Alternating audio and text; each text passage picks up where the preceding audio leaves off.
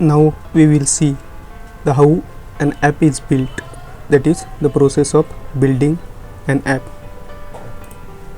So in the process of building the app, we have a problem in our mind, that is the reason to make an app.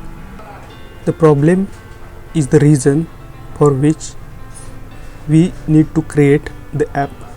So to solve the problem, we have an idea in our mind. So that idea is nothing but the solution to our problem. So to convert this idea into the actual real app, we need to have a flow chart. So to get converted our idea into the programmatic or real-time app, we need to have a proper flow chart. So flow chart defines the functionalities of our app, means how that app works or how the flow of that app should be. So after the flow chart, there is actual app design. So in mockup, it may have the login screens. Suppose you are creating a login registration app for student registration. So you may have a login screen, then after login screen the user may go to a dashboard. So what you need to design the login screen, then dashboard or the registration page for the students. So that comes under the app design or the mockups.